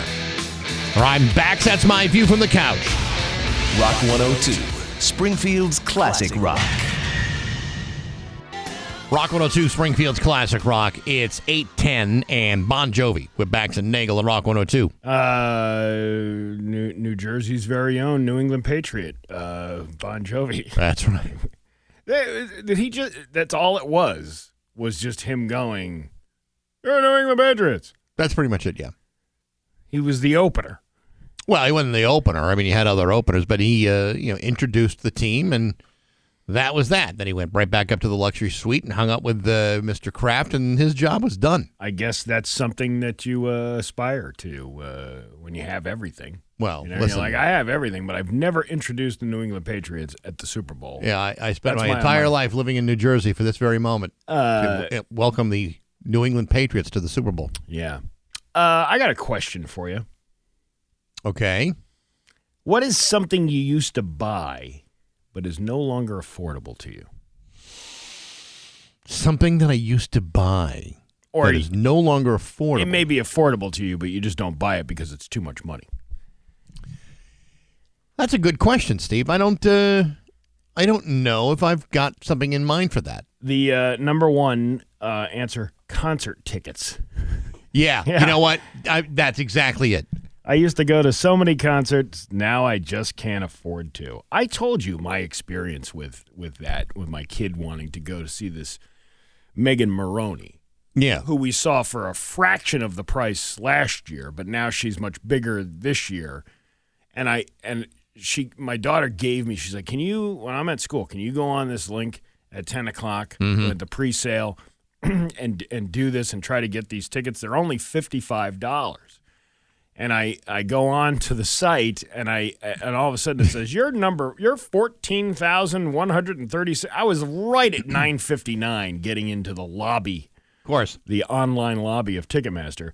And then, so I waited for like 45 minutes, and I was finally down to like the number one guy to get in. And they're like, whoopsie, sorry, we're out of $55 tickets. We do have these $535 tickets if you'd like to come see this Megan Maroney. Yeah, you're absolutely right. I mean, that is the primary thing that I no longer spend money on because I can't justify it. And, honestly, I think I stopped really going to concerts when the average ticket price was like $100.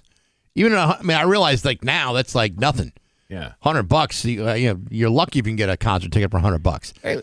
But, to me, there's not a performer that gives you $100 worth of entertainment. Listen, man, a couple of years ago, my other daughter, she wanted to go see this, it's like an indie rock band. Yep. Down in Albany. $20. Mm-hmm. You couldn't beat it. Yeah. $40 for the two of us. Maybe it was $50 with the fees, if you had fees in there. So it was $50. Who was it? Sir Chloe. Okay. It's a band. That's not like, there is a lead singer, but she's not Chloe. It's just that was the name of the band. That's the name of the band. I don't know my kid knows more about it. But that I encourage people to go see more artists like that, because just because somebody has a hit song on the radio and then their value pops up to $500 and something a ticket, there are lots of other great bands out there, and local ones and local, there's lots of places around here that have local bands that are great bands that you can see for $10. I know everybody wants to see that person that you're so fixated on. I want to go see Charlie Puth or whoever the hell is playing at the Boston Garden, but for $500, come on, man. I used to go see years ago a lot of shows, of shows, and I think at one point probably seeing like 3 or 4 in a week, and being able to afford it because I was making no money. But back then, if you spent $30-$40 on a concert ticket, you're thinking, phew, I don't know if I can afford much more than this. Yeah. But then you'd see a show, and it's like, okay, well then that was fine. But at some point, people only really have so much money to set aside for shows. I mean, I know people that go to concerts all the time, and I know they're not rich. Yeah. But I know they're spending gobs of money and service fees to get to these shows. Now, there's obviously there are ways to get cheaper tickets. Yeah. But I can't do that anymore. I'm not judging people if they want to go out and buy the ticket. Like, some people spend their money on vacations. Some people spend their money on concert tickets. The thing that grasps me, though, is like, why are you spending so much money on a particular person? Like, you could probably do a lot better maybe going on a vacation for if you bought 3 tickets for $500, $1,500. You could have went on a nice vacation somewhere. The ironic part is because there's a lot of people that will see, like tribute bands.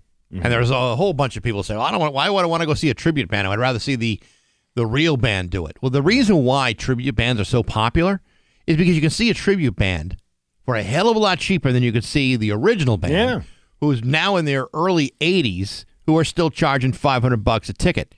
Which is ridiculous. So, if you are a fan of a particular band and their music, the tribute band makes a whole hell of a lot of sense, and sometimes they put on a better show. Well, and Motley Crue is a great example of that, why would you pay $700 for a ticket to a show where they weren't even playing the instruments live on stage? Right. They were playing to a backtrack.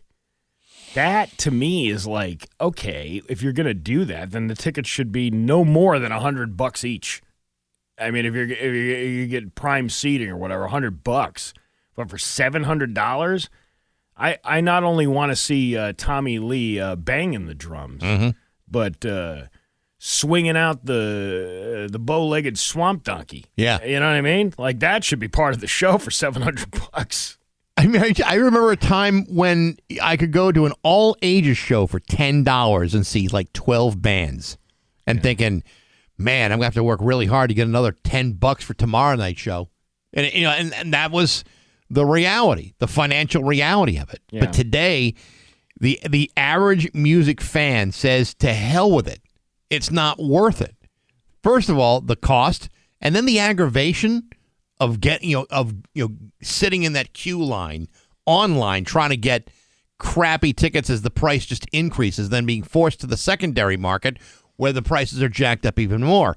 Is it any wonder why no one's making money in music anymore? Because a lot of people just simply can't afford to do so. This guy, Harry, he says 1967 Hollywood Bowl, Simon and Garfunkel and the Lovin' Spoonful, $5. Yeah. My first show was Kiss for $15. Kiss. And my parents were beside themselves that they had to cough up $15 a ticket. That's a lot of money. Like, wait, I'm going to have to work overtime at the shop. I'm going to spend $45 for the family to go see Kiss. Was a great show, though. Yeah, sometimes I go, we get free tickets every once in a while to the Red Sox games. And then, I'm sitting there, and you watch a guy who's got a wife and 2 kids. Yeah. And even if he got the tickets for free, the amount of money that he's spent in concessions alone is like $300 by the time you're done for the day. It says like, Well, and you don't get, I mean, radio stations don't get concert tickets like they used to either. A lot of people think that, we're a walking, Ticketmaster. Back in the day, we get stacks of tickets, especially for ones that weren't selling out that great. We get a big, a big stack, and any ticket that wasn't claimed at the end of the day, they'd go to staff. So, because, what are you going to do with it? Yeah, right. And I want them going to like hundreds of free shows for years. That's kind of what a lot of us got into this business for, was these like free perks and stuff that we would get. Yeah. And now we don't get any of that stuff. Now, when we make arrangements to give away tickets on the air, that one pair of tickets, that one set of tickets that we gave out were the only set of tickets we were given. Somebody else said chips and Coke used to be like loose change. Now it's a luxury purchase. A bag of chips is like $7 now for like a full bag of chips. Yeah. And a Coke. The 20-ounce bottle of Coke, I remember it used to be 80 cents. Yeah. Back in the early 90s. And now it's $3 for a 20-ounce Coke. Or more. Unless you get the rewards, and then you get 2 for whatever the hell it is. And then what are the other people complaining about? Somebody says they live in San Francisco, and everything feels like a luxury out there. High-end makeup and beauty products. Why is liquid foundation $72? Supply and demand. I mean, if you think about it, if you keep buying it, they're going to keep charging you more money for it. Well, so supply and demand for commodity items like that. Okay, I can understand something like that. But when it comes to like concert tickets, for example, if I want to go back to you talking about this for a second, the secondary market and the ticket masters of the world will tell you it's supply and demand. But there's a surge pricing and extra fees that go on to that are pure nonsense. They're just a money grab. So if there's an industry out there that runs and operates like a monopoly that is constantly gouging the consumer, it's that one. Yeah. It may not be, cosmetics I'm sure has its upcharge. Certainly, the jewelry industry has its upcharge. A lot of other places do, and it may be more driven by supply and demand. But that industry, concert tickets, to me, that's running as an illegal monopoly. And for whatever reason, the government has never wanted to interfere in busting it up like it deserves to be. Because they're all probably benefiting from it somehow. Gee. You think that's the case? I know that's the case. Well, we're getting a lot of things revealed to us, over these Epstein files, and it's turning out that a lot of these things that were considered conspiracy theories at one point were actually happening. Yeah, right. Yeah. And happening, by the way, not to one side or another. No. All of them. All of them. And, I think, I know we don't really talk about this kind of thing, but I'm pretty sure, like, this is going to be one of these. These people who have seen the unredacted files, they're like, this is going to, like, it's going to burn down. Like, the world's going to burn down as far as the hierarchy of things go. Well, because you're going to find out all of these names of these CEOs and these world leaders, and it's already starting to come out now. I think what you'll find is that we are willing to believe any amount of BS that is thrown our way into believing that one side or another has some sort of moral, authority, when in fact there is no moral authority. They're all working for themselves, and they're all being manipulated, and they're all being bought. Yeah. And while that sounds like a conspiracy, if you look through these emails and you read about who is involved and who is pulling the strings, you just go like, you know what? Nothing is true. There was nothing we know as truth is true. There was this video I was watching, and this guy was pulling out. I couldn't even watch it because it was so horrific. Yeah. The things that these people who pretend they're the moral authority on everything are doing the most horrible, horrific things to children. Yep. But that goddamn Bad Bunny with the Spanish language on TV, that's the biggest issue we got going on right now. Again, I am at a point in my life where I believe nothing. And I'm almost to the point now where I believe in nothing. And that's kind of sad, because the only way you get beyond this is to change your mind and walk in with an open mind and have the same attitude that everything you've been told has been nothing but garbage. It's crazy, isn't it? You know what? This is the kind of scandal that proves a lot of that to be true. They're calling it the biggest scandal in human history. Yeah, because the tentacles of this octopus go miles and everywhere. Around the world. In every facet of what we believe to be true and good. None of it is. It's disgusting. Well, here's what's not disgusting. A $20 dinner and a comedy show at the Shortstop Bar and Grill tomorrow night. Right. That's where you can be somebody else somewhere else. And no one is being abused as a result of it. Yes, that's right. Unless the comedy is really bad. Well, unless you're not buying the dinner, then my wallet's being abused because I got to come up with the money for it. It's 8:24 on Rock 102. It's 8:28 with Bax and Nagle on Rock 102. Sully has the full forecast for you. Hey, every Thursday afternoon, it's a Thunderbird Thursday here on Rock 102. Tune in to Pat every Thursday afternoon for your chance to win a pair of tickets to an upcoming Springfield Thunderbirds game. Thunderbird Thursday with Pat on Rock 102, Springfield's Classic Rock. What was the highlight I saw the other day? There was was it 5 fights in the first 15 seconds of the game? Is that what it was? Something like that. Yeah, that's some good action right there. You get that many fights in the first 15 seconds of the game. They got to keep stopping You only made it to 15 seconds. Yeah. Yeah. I once saw a game. I can't remember how long ago this was, but it was a game where every player on the ice was involved in a fight. Goalies too. Every single one. And it looked like, and they're all spaced out in different parts of the rink. And it almost looks like, are they fighting, or is this like one of them waltz competitions? Because it all looked like they were kind of doing that little dance of, I'm going to pull your sweater over your head, and you're going to pull mine over my head, and we're going to pretend we're dancing. I have a tendency to believe that a lot of that is kind of orchestrated a little bit. Why don't you get in the scuffle with that guy over there? Yeah. It's only a penalty. I mean, you're going to be, taken out of the game for 5 minutes they take you out for or something like that? Isn't it? 2 minutes, 3 minutes, something like that. Whatever, you're in the penalty box. It's totally worth it to get the show going for the crowd.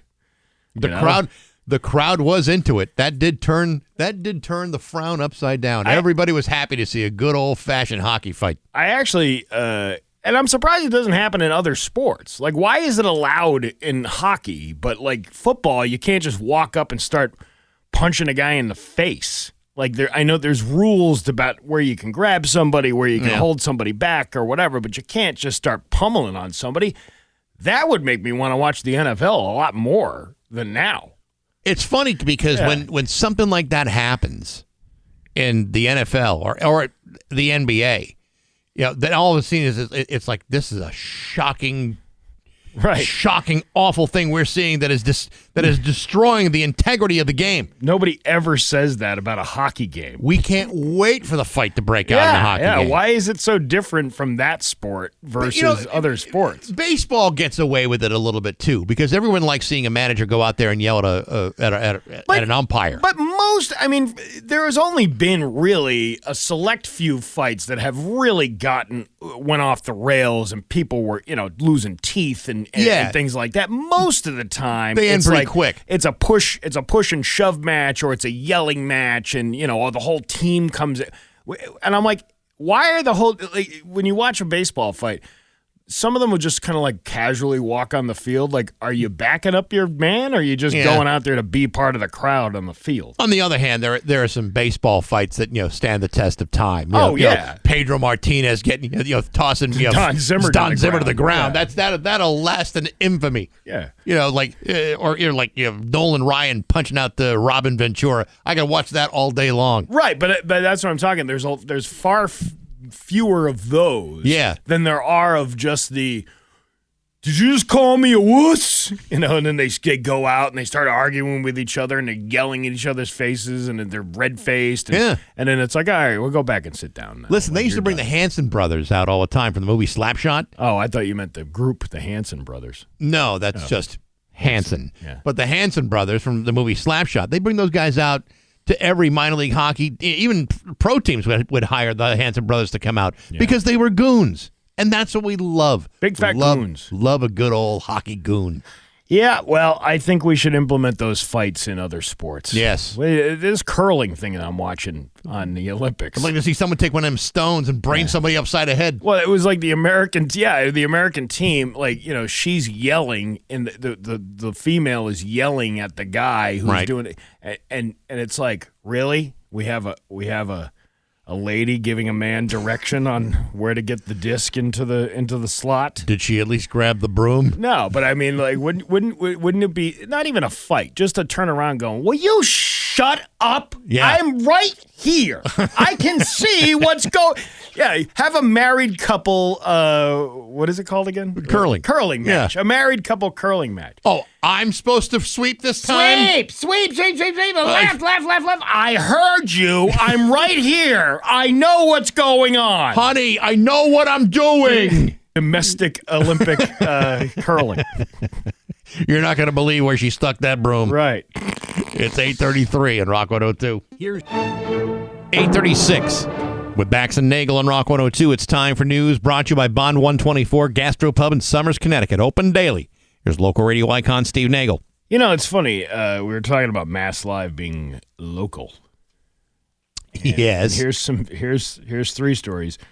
Say aloha to this glow-in-the-dark mini golf course on the South Shore. Cambridge Romance Bookstore Cafe celebrates 1 year as a hub for love. Uh-huh. And then tourist trap or bad rap? Is the Cheers bar in Boston worth visiting? Jesus Christ. No, it's not worth visiting. The outside is the only thing that is like the bar in Cheers. You know the other reason why it's not worth visiting? Because we got loads of bars out here in the Springfield area. Yeah. That could use your business more than the Cheers bar could. If you like the TV show Cheers, you should absolutely go to Cheers on Beacon Hill. Yes, it's the actual place that inspired the fictional bar owned by Sam Malone and the beloved sitcom. Did we not know this? This is all news to me, Steve. I've only been living in Massachusetts for 6 seconds. Over the years, it's been overhauled and renamed to cater to fans of the show, but it still serves as a solid bar and restaurant. Originally known as the Bull and Finch Pub, Cheers on Beacon Hill, or just Cheers, is tasteful, fun celebration of the show, as well as a solid, albeit a little pricey, pub. Yes, because of the association with Cheers, they're going to jack the price up because they know you just want to go there. And then you walk in and you're like, where's Cliff's seat? Where did Norm sit? Where's right. Norm? Norm used to sit at the end of the bar down there. Yeah. You see, this is what you would call space filler for Mass Live. Is that what that is? Yes, because if they were focused on local stuff, they'd probably find stories to put in its place. But there's obviously someone who says, hey, did you guys realize that there's a bar in Boston that's based after the old TV show Cheers? Can you go there? We got to send a reporter out there to make sure it's still operating. The bar on Beacon Street offers an opportunity for visitors to amble down the steps into a welcoming environment that captures much of the energy of the beloved sitcom. If you're a fan of the show, the little touches add up to a great experience. Don't they have one named like that in Faneuil Hall, too, called the Cheers Bar? I believe they do. If you haven't seen... I also believe there's one in Logan Airport. Oh, yeah, right where Sam Malone used to serve up the beers to Norm. Right in between its flights. If you haven't seen the show, it's a decent bar restaurant, but I'm not really sure why you'd go. It would be like going to the wizarding world of Harry Potter without having seen the movies or read the books. Oh, is that located in Massachusetts? Well, wasn't Mount Greylock the setting for the next novels that what's her name was? I don't think what she's the hell's her name? J.K. Rowling. Yeah. Yeah, no, I don't think she's ever been to Mount Greylock. No, but the new series was based on Mount Greylock. In Massachusetts. Yeah. I'm not sure that's true. And listen, I'm just repeating what Mass Live has told me before in the past. I'm starting not to believe anything. Once upon a time, this spot was just the Bull and Finch Pub, a little neighborhood bar that opened in 1969. Oh, my God. Nowadays, it's a bit different, starting with the name, which changed to Cheers on Beacon Hill in 2002. It's also a 2-level operation that's primarily geared towards accommodating fans of the show. This is way too much information for everybody who's ever lived in Massachusetts. Downstairs, you have the actual bar. Just like the show, you've got a cozy wooden architecture, worn leather seats, stained glass windows. It doesn't look anything like the bar. You've been in there, haven't you? No, actually, I don't know. No, because you know what? I don't care. What do you mean you don't care? How could you not care of a Massachusetts treasure like this? I don't care.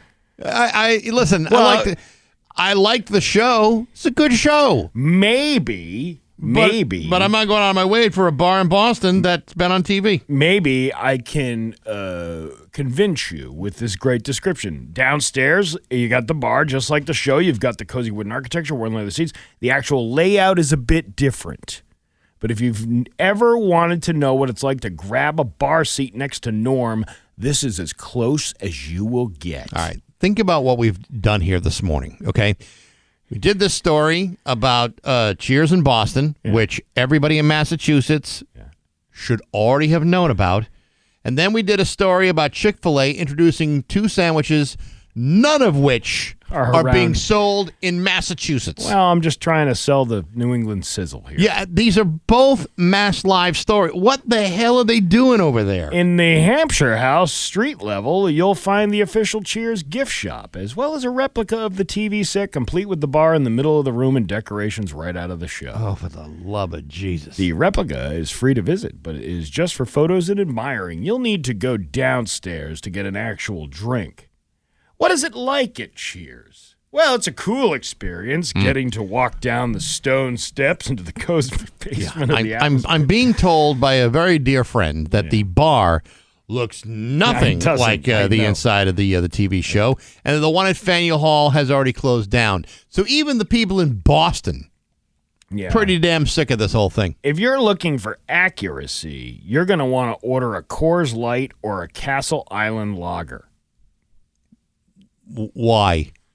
To smell like the urine that you're drinking. Because those are the 2 cheapest beers available. In terms of food, they have a pretty standard pub. Oh, my God, please. This is like, if this was printed out in a newspaper, this would be 3 pages long. This is, I mean, honestly, is there anybody reading this for the first time and saying, this is the very first time I'm hearing about this, we should all go? What's the parking situation like? Well, that was good. What kind of food are they serving? I mean, do they have, like, are there wings? Maybe some potato skins? It's pub fare. Pub fare? Yeah. Boy, sure would love to go there for some pub fare. By the way, the parking situation is bleak. If you've ever been to Boston, I find that hard to believe. Oh, I'm sure. What are you talking about? There's ample parking all over the city. It says there's minimal street parking on Beacon Street. There are parking garages nearby. The Boston Common Garage is a solid option. And how do you get there via public transit, Bax? That's a good question, Steve. What should you take? Well, the nearest T stop is Arlington on the Green Line. You can also use the Charles MGH on the Red Line, or Park Street, which is on the Green Line and the Red Line. Mm-hmm. Is it handicap accessible? Could the Hawkman go there for a visit? While the main restaurant is famously down a set of stairs, it is handicap accessible via the upstairs entrance. Cheers recommends calling ahead for assistance if visiting with a wheelchair user. Okay. Can you make a reservation? Cheers does not accept reservations. Oh, that's good. That'd be so. That's awful. Does it cost anything to visit? This is like an old lady asking her son questions on. Can you tell me what it's like at the Cheers bar on Beacon Hill? Does it cost anything to visit? Yeah, Ma, I told you. The actual Cheers Boston functions as a normal restaurant, so you'll have to pay for your food and stuff. But what about the gift shop? Mom, it's open Monday, Tuesday, Wednesday, Thursday, Friday, Saturday, and Sunday from 11 p.m. to 10 p.m. 11 a.m. to 10 p.m. 11 a.m. to 10 p.m., and the kitchen closes at 9. I don't know why they took so much space. Why couldn't they just say 7 days a week, 11 a.m. to 10 p.m., and the kitchen closes at 9? That's a good question. They listed all of those. Now, Steve, let's say that I was going to take the T in from, like, Revere Beach. Mm-hmm. Do I get on the blue line, connect on the orange line, hit the red line to the green line? Or do I just take the blue line to the green line and get down to the Fenway area that way? Well, they got those electric scooters now you can rent all over the city. You're better off taking one of them. What's the best way to get there from Alewife? I don't remember. Oak Grove? Sullivan Square. I'm trying to get down there from Chelsea to Sullivan Square, down to Bowdoin, shoot a left down to get to Copley. How am I supposed to do that? I don't know. I woke up in Alewife once naked and drunk on the street. They're not going to put up with that over there. Well, I'm glad we got to all the news today. Your Pioneer Valley forecast today is going to be a mix of sun and clouds with a high at 38. Tomorrow, more of the same with a high at 32. It's 31 in downtown Springfield. Coming up in a few minutes, we'll tell you how to get to Mattapan to Riverside. Yes, and downtown Boston, it's 33 degrees, and that's the news on Rock 102. Oh, yeah. Hey, it's Bax. For Rock 102 Springfield's Classic Rock, it's 8:52 and Sublime with Bax and Nagle on Rock 102. Mix of sun and clouds today with a high of 38. It is 30. Oh, wait a minute. Wrong. I was in Boston weather. Still doing on Mass Live. Mix of sun and clouds, 38. It's 33 in downtown Springfield. Hey, this week on Baxi's Musical Podcast, I'm not just giving you one great episode. I'm giving you two. My guest earlier the week was former Rhino Records executive Harold Bronson. Really interesting interview with a guy who co-owned one of the most important reissue record companies in the world. Tomorrow is a special bonus episode with Jamie Cheller and Leah Stanhope from the band Congratulations. This is a band that's released a couple of singles and a couple of EPs over the last couple of years. Their first album is coming out this Friday called Join Hands. It's great record. And you can hear that starting tomorrow on Apple Podcasts, Spotify, Rock 102's YouTube channel, the Rock 102 app, all brought to you by Metro Chrysler, Dodge, Jeep, and Ram at Chicopee, and Rock 102 Springfield's Classic Rock. I'm uploading a video right now of the demolition of this building, of me starting by knocking off some of the icicles on the front of the building with a snow shovel in slow motion. And that video will be posted minutes from now. That is very exciting. Let the demolition begin. Yeah. You know, I'm trying to clear out the office of stuff, and it's like 30 years of like obsolete garbage that, just needed to be probably eliminated years ago. Mm-hmm. But it's like, whoever thought we'd leave? Who never thought we'd get out of this place? I thought one day I'd retire and leave all that stuff for somebody else to take care of, never thinking that I would be the one to have to move it. But no, I'm the one that has to move it. So, oh well, what are you going to do? But I was working very hard yesterday, putting stuff in the dumpster. Very hard. I may have I may have injured myself and may have to sue. Yeah, all those dumpster divers that were in there like seagulls this morning trying to pick out old Bax and O'Brien shows. Yeah. Actually, I kept all the tapes of the show. Not the card tapes. You threw those away. No, those were just, but those can't be played. We have no way of playing those back. I bet you there's some collector out there that has one of those machines that plays those tapes. Yeah, but all the CDs that we had of the old shows, I'm grabbing a bunch of those. The videotapes. Yeah, there was one of what's on there? There was there was one of German pornography. There was that one. Oof, There was one of Nick Morganelli and us at the Taste of Springfield. Oh, wow. Imagine how great that would be. Was that in the 1 Nicca, 2 Nicca, 3 Morganelli stage? Was that was probably around that time? Remember that? Yeah, right. Yeah. No, I don't think that was, but it was Nick Morganelli and us. Yeah. Doing IDs for 22 News back in a million years ago. Oh, back in the day. Yeah, so, there's some stuff in there that's kind of interesting, kind of not really historically relevant. The stuff that is relevant, I took the Bax and O'Brien urinal cakes. Yeah. I can't let those go. I'm sad to say that those were never made. It was just a mere prototype, but I thought these are worth keeping. Oh, really? Worth keeping? Yeah, because the one had our face on it, and the slogan, "Don't miss it." I thought it was, "It's a pisser." There was another one, too. There's two of them. There's one, "It's a pisser," but the one with our faces on it and said, "Don't miss it." That was my favorite. Yeah, too bad those things were too expensive. I think that was my line. Too bad those things were too expensive. Yeah, it's too bad because people would have loved. Oddly enough, that gross cereal that we had, people did buy. I would have thought these would have been a whole lot more popular. You never know what's going to take, know? I agree. Speaking of which, what is going to take here? Well, we have tickets to a really cool event that's coming up at the Log Cabin on March 7th, the Marshall Mania 2026 kickoff party.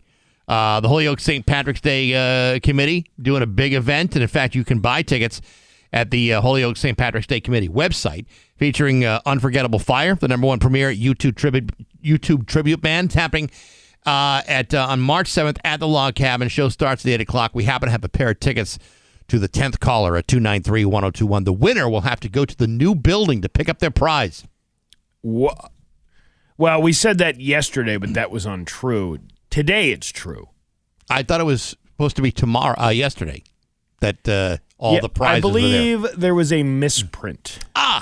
Then because today those very people were moving out of this building yesterday, and somebody was over at the new building, and there was nobody there. Oh, that is terrible customer service. The guy get his prize. So hopefully we got that sorted out, and we'll be back in business today, 167 Dwight Road, Suite 301. In Longmeadow. Longmeadow, that's right. Of course. All right. Well, there you go. It's 8:57 on Rock 102.